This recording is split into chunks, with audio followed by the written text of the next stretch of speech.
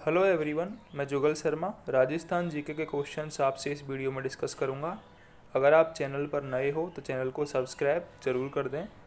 अरावली की सबसे ऊंची चोटी गुरु शिखर किस जिले में स्थित है? ये क्वेश्चन पूछा गया है। ऑप्शंस हैं जालौर, सीकर, उदयपुर और सिरोही। तो करेक्ट आंसर है इसका फोर्थ ऑप्शन करेक्ट है, यानी कि सिरोही जिले में अरावली की सबसे ऊंची चोटी है गुरु शिखर, जिसे कहा जाता है संतों का शिखर। संतों का शिखर भी जिसे कहा जाता है, वो सबसे ऊंची चोटी है अरावली की। अरावली की चौड़ाई किस जिले में बढ़ने लग जाती है? ऑप्शंस हैं सीकर, उदयपुर, अजमेर और अलवर। तो करेक्ट आंसर है इसका सेकंड ऑप्शन, उदयपुर में अरावली की चौड़ाई बढ़ने लग जाती है। राजस्थान में अरावली उत्तर पूर्व में कौन से जिले में प्रवेश करती है? तो करेक्ट आंसर होगा इसका झुंझुनू में प्रवेश करती है, उत्तर पूर्व वाले एरिया में। उत्तरी पश्चिमी रेगिस्तान में राजस्थान के कितने जिले सम्मिलित हैं? तो रेगिस्तान वाला जो एरिया आता है उसमें राजस्थान के 12 जिले सम्मिलित होते हैं। ये इंपॉर्टेंट क्वेश्चन है, पूछा जाता है काफ़ी बार। उत्तरी पश्चिमी रेगिस्तान में राजस्थान के 12 जिले आते हैं।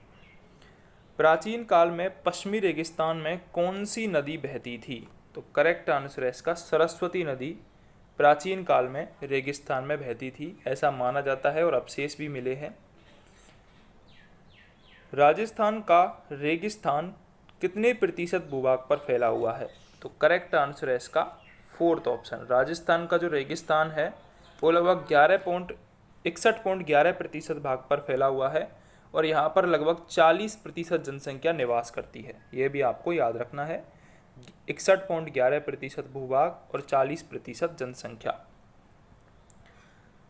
अरावली पर्वत श्रृंखला के कौन से भाग में सर्वाधिक अंतराल विद्यमान है? पहले भी आ चुका है क्वेश्चन। जो मध्यवर्ती भाग है वहाँ पर सबसे ज़्यादा अंतराल है, यानी कि छितरी हुई पहाड़ियाँ हैं। पश्चिमी मरुस्थल का निम्नलिखित में से कौन सा क्षेत्र अंतः प्रवाही नहीं है?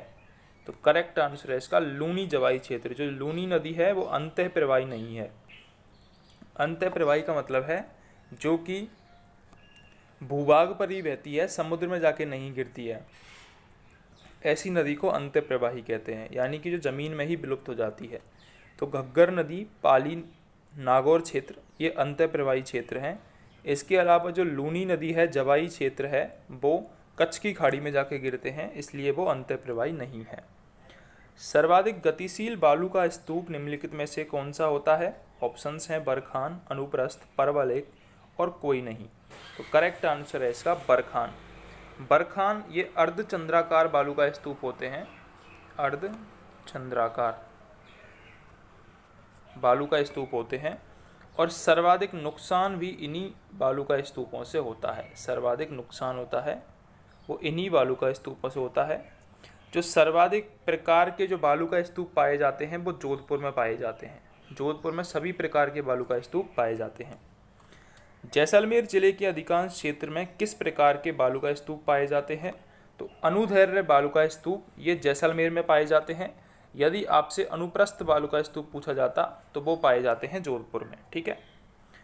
निम्न में से किस भौतिक विभाग के लघु प्रदेश चंबल बेसिन, बनास बेसिन और छप्पन बेसिन है? ऑप्शंस हैं आपके सामने पूर्वी मैदान, लूनी प्रदेश, बागड़ भूभाग, पूर्वी राजस्थान। तो करेक्ट आंसर होगा इसका पूर्वी मैदान। पूर्वी मैदान के भूभाग हैं चंबल बेसिन, बनास बेसिन और छप्पन बेसिन। पूर्वी मैदान वाले क्षेत्र में जो जिले आते हैं उनमें सवाई माधोपुर, करौली, धौलपुर, भरतपुर, अलवर ये आते हैं। ठीक है। राजस्थान का समस्त भौतिक प्रदेश देश के किस प्राकृतिक भूभाग के अंतर्गत आते हैं? ऑप्शंस है आपका उत्तर का भरत मैदान, उत्तर पर्वतीय प्रदेश, तटीय मैदान, प्रायद्वीपीय पठारी प्रदेश। तो करेक्ट आंसर है इसका उत्तर पर्वतीय प्रदेश। उत्तर पर्वतीय प्रदेश में आते हैं राजस्थान के जितने भी भौतिक प्रदेश हैं। राजस्थान का अर्ध शुष्क प्रदेश निम्न में से किस नदी के जल प्रवाह क्रम में स्थित है? तो करेक्ट आंसर है इसका अर्ध शुष्क प्रदेश है लूनी नदी। लूनी नदी कहाँ कहाँ बहती है? नागौर, अजमेर, बाड़मेर इन जगह से बहती है, जो कि अर्ध शुष्क प्रदेश में आता है। सिरोही जिले के पूर्व में स्थित तीव्र ढाल व ऊबड़ खाबड़ भूभाग को स्थानीय भाषा में क्या कहा जाता है? ये इंपॉर्टेंट क्वेश्चन है, आपके एग्जाम में आ सकता है। सिरोही जिले के पूर्व में तीव्र ढाल व ऊबड़ खाबड़ जो भूभाग है उसको भाकर कहा जाता है। भाकर, ठीक है, इंपॉर्टेंट क्वेश्चन है, याद रखना है। राज्य के किस संभाग को मरुधर के नाम से भी जाना जाता है? तो जोधपुर संभाग को मरुधर के नाम से जाना जाता है। राज्य के किस जिले में रन का बाहुल्य सर्वाधिक है? तो जैसलमेर में रन सर्वाधिक पाए जाते हैं। रन मतलब दलदली क्षेत्र मरुस्थल का। जोधपुर आगरा राष्ट्रीय राजमार्ग निम्नलिखित में से किस दर्रे से होकर गुजरती है? तो करेक्ट आंसर है इसका बर दर्रे से होकर गुजरता है जोधपुर आगरा राष्ट्रीय राजमार्ग। इंपॉर्टेंट क्वेश्चन है, पूछा जा सकता है। जोधपुर आगरा राष्ट्रीय राजमार्ग बर दर्रे से होकर गुजरता है। सेकंड ऑप्शन इसका करेक्ट था। राजस्थान के मरुस्थल के सुदूर पश्चिम में स्थित बालूका स्तूपों में से आच्छादित भूभाग को किस नाम से जाना जाता है?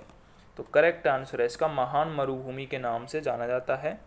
राजस्थान के मरुस्थल के सुदूर पश्चिम में स्थित बालूका स्तूपों से आच्छादित भूभाग को।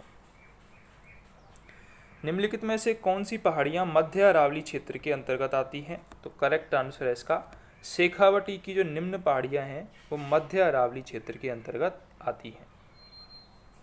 राज्य में अरावली पर्वत श्रृंखला की कुल लंबाई कितनी है? तो करेक्ट आंसर है इसका 550 किलोमीटर है। राजस्थान में अरावली पर्वत श्रृंखला की कुल लंबाई 550 किलोमीटर।